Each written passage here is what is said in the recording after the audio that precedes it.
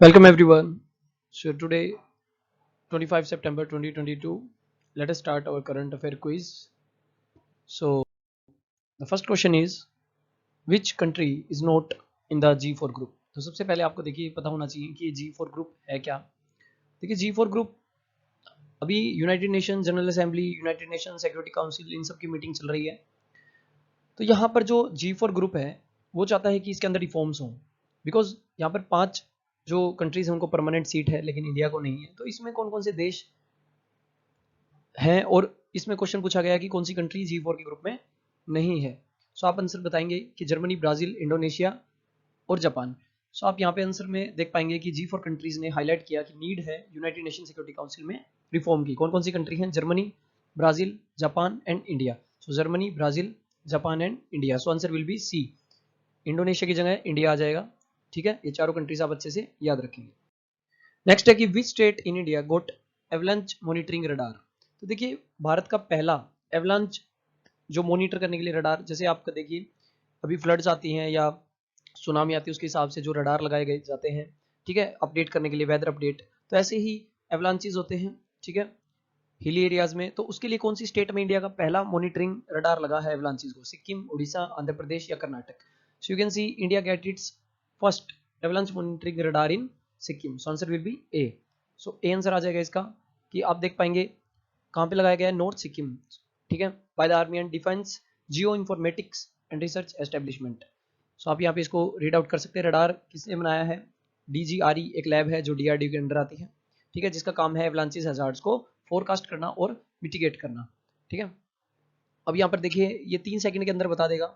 जैसे ही avalanche trigger होगा उसके 3 सेकंड के अंदर अंदर ये अपडेट दे देगा कि यस एवलांच इज कमिंग।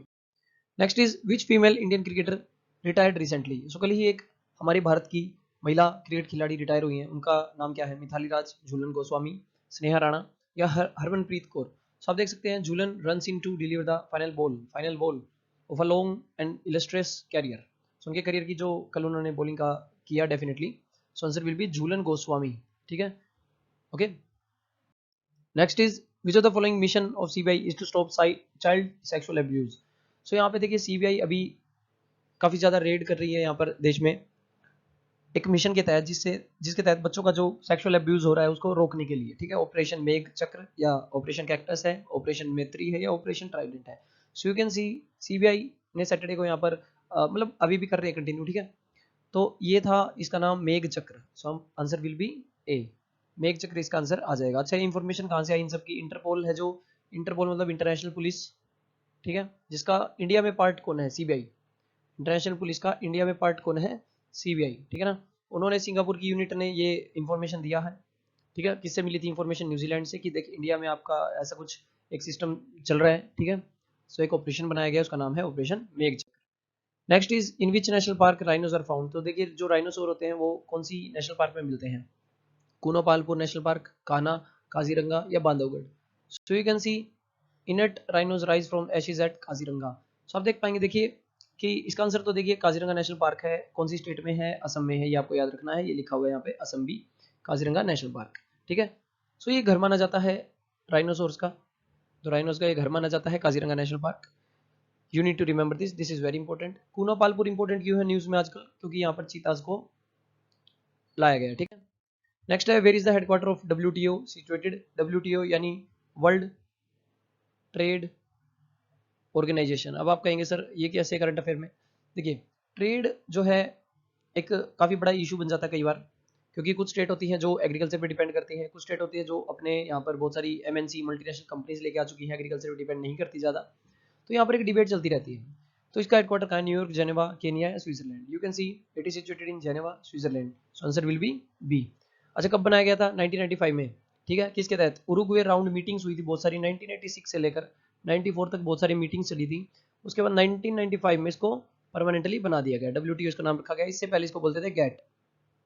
ठीक है, गैट बोलते थे। इसमें टोटल 164 मेंबर्स हैं, लगभग 98% जो दुनिया का व्यापार है। ओके, और इनके हेड देखिए, ये जो क्वेश्चन है काफी बार एग्जाम्स में पूछा गया पिछले 2 साल में, नियरली 2 साल में ये question most of the exams में आया है। तो इनकी हेड का नाम याद कर लीजिए, Ngozi Okonjo Iweala, director general है WTO की। अभी आपको अगर नाम याद नहीं हो रहा तो भी आप देख सकते हैं नगोजी या इवेलाइन में से कोई एक वर्ड याद कर लें तो भी आप इस क्वेश्चन को अटेम्प्ट कर लेंगे। इनमें से कौन सी सबसे बड़ी कंट्री है साउथ अमेरिका कंटिनेंट की? बोलीविया, अर्जेंटीना, चाइले या ब्राजील? सो यू कैन सी, अगर आप इस मैप को देखते हैं तो आप थोड़ा सा मैप को स्टडी करें डेली, एक कंट्री या एक कंटिनेंट को थोड़ा थोड़ा भी देखते हैं तो भी आपका कंप्लीट हो जाएगा। अब ये मैप क्यों पूछा गया, देखिए WTO के बारे में था तो उरुग्वे यहाँ पर है, इसी के ऊपर एक कंट्री है जिसका नाम है Brazil, that is the largest country of south America continent. अच्छा जी, अब यहाँ पे आप देख पाएंगे क्वेश्चन और पूछा जाता है साउथ अमेरिका कंटिनेंट से कि इनमें से कौन सी कंट्री जो है जो समुद्र के साथ बाउंड्री नहीं बनाती, तो answer will B Bolivia and Paraguay. यहाँ पर दो ही कंट्रीज ऐसी हैं साउथ अमेरिका में, वन इज बोलीविया, ठीक है, दूसरी है पैराग्वे, ये भी काफी बार क्वेश्चन आया है। ओके, सो यहाँ पर आप देख पाएंगे वेनेजुएला भी न्यूज में रहता है काफी बार। अब वेनेजुएला न्यूज में क्यों रहता है, देखिए यहाँ पर वेनेजुएला के पास बहुत सारा ऑयल है लेकिन यूएसए ने उसके ऊपर सैंक्शंस लगा रखे हैं, सो काफी बार इसकी भी चर्चा रहती है, ठीक है। अच्छा, साउथ अमेरिका किसके बीच में पड़ता है, साउथ पैसिफिक ओशियन इस तरफ है और साउथ अटलांटिक ओशियन इसके ईस्ट साइड में है, ठीक है। ऊपर पड़ेगा नॉर्थ अटलांटिक और डेफिनेटली बीच में पड़ेगा कैरेबियन सी, क्योंकि बीच में कैरेबियन आइलैंड्स हैं। Okay, so you need to remember this. अच्छा, कौन सी नदी है यहाँ पर इंपॉर्टेंट साउथ अमेरिका में, दैट इज अमेजोन। अमेजोन नदी काफी इंपॉर्टेंट है, साउथ अमेरिका कंटिनेंट में पड़ती है, ठीक है, आपको अच्छे से याद रखना पड़ेगा। एक और यहाँ पर लोकेशन है जो न्यूज में रहती है, दैट इज फाल्कलैंड आइलैंड। देखो यहाँ पर लिखा हुआ है UK, so you can C south America में यूनाइटेड किंगडम का क्या काम है, यूनाइटेड किंगडम तो यूरोप में है ना, तो ये एक इंपॉर्टेंट लोकेशन है जो न्यूज में रहती है, फाल्कलैंड आइलैंड, ठीक है। अब यहाँ पर जो अर्जेंटीना है वो डिमांड कर रहा है कि ये हमारा है, लेकिन यूके ने कभी जब कब्जा किया था दुनिया में अलग अलग जगहों पर, तब यहाँ पर इस पे भी कब्जा किया था। सो आपकी ये लोकेशन अच्छे से हो गई है। नेक्स्ट है, कितने परमानेंट मेंबर है यूनाइटेड नेशन सिक्योरिटी काउंसिल में, 15, 10, 5 या 6? सो आप आंसर देख पाएंगे, यूनाइटेड नेशन सिक्योरिटी काउंसिल पहली बात तो हेडक्वार्टर न्यूयॉर्क में है, इसको यूएनएससी बोलते थे एब्रीवेट करके, कब बना, 24 अक्टूबर 1945 को, ठीक है ना। एक्टिव है, डेफिनेटली चल रहा है अभी भी। मेंबरशिप इसकी टोटल 15 कंट्रीज होती है, इसके अंदर टोटल 15 होती है, लेकिन हमने क्वेश्चन क्या पूछा है कि परमानेंट मेंबर कितने हैं, आप देख सकते हैं परमानेंट मेंबर इनके पास 5, so answer will be C, ठीक है ना। कौन कौन से हैं थे, China, France, Russia, UK and USA. अब देखिए आप, एशिया से अगर हम बात करें तो सिर्फ एक है, चाइना, है ना, लेकिन यूरोप से 3 है, रशिया है, फ्रांस है, यूके है, तो यूरोप से 3 हो गए और डेफिनेटली यूएसए तो होगा ही। तो यहाँ पर यही तो G4 कंट्रीज डिमांड कर रही हैं कि देखिए ऐसा गलत है, एशिया सबसे बड़ा कंटिनेंट है तो यहाँ से होना चाहिए, ठीक है, ब्राजील भाई, साउथ अमेरिका से भी एक देश तो होना चाहिए, ये डिमांड काफी जरूरी है। अच्छा जी, क्या इंडिया इसमें है? हाँ जी, 2 साल के लिए नॉन परमानेंट मेंबर्स को चूज किया जाता है, हर 2 साल में परमानेंट मेंबर्स बदलते हैं, तो उनमें से इंडिया जो है अब की बार है, ठीक है ना।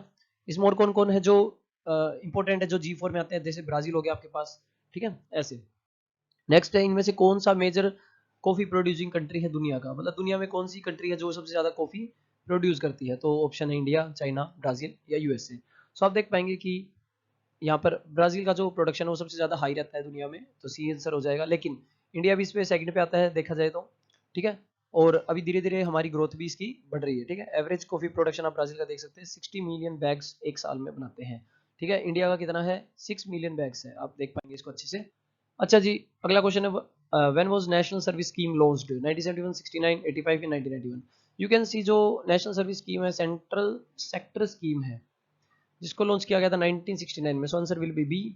इसका प्राइमरी ऑब्जेक्टिव क्या था, ऐसी पर्सनैलिटी डेवलप करना लोगों में, ठीक है, जैसे आप एनसीसी होता है ऐसे ही एनएसएस होता है, ठीक है, आपको पता है इतना, अगर आप कॉलेज वगैरह में इसमें पार्टिसिपेट किया है। तो ये महात्मा गांधी जी की आइडियोलॉजी पे इंस्पायर्ड है, जब गांधी जी ने कहा था कि देखिए नोट मी बट यू, स्वयं से पहले आप, वेरी इंपॉर्टेंट लाइन। तो कल प्रेसिडेंट जो हमारे इंडिया की हैं जिनका नाम है द्रौपदी मुर्मू, तो आपको ये भी याद रखना है, ये भी काफी इंपॉर्टेंट एग्जाम के लिए क्वेश्चन बन जाता है। उन्होंने एनएसएस अवार्ड्स दिए हैं 2020 और 21 के, अभी दिए हैं, ठीक है। तो ये थे आज के हमारे इंपॉर्टेंट क्वेश्चंस, सो आप इनको नोट डाउन करते रहे साथ साथ, ठीक है। इनमें से काफी सारे क्वेश्चंस देख लीजिएगा, आप आने वाले एग्जाम्स में आएंगे। So thank you everyone.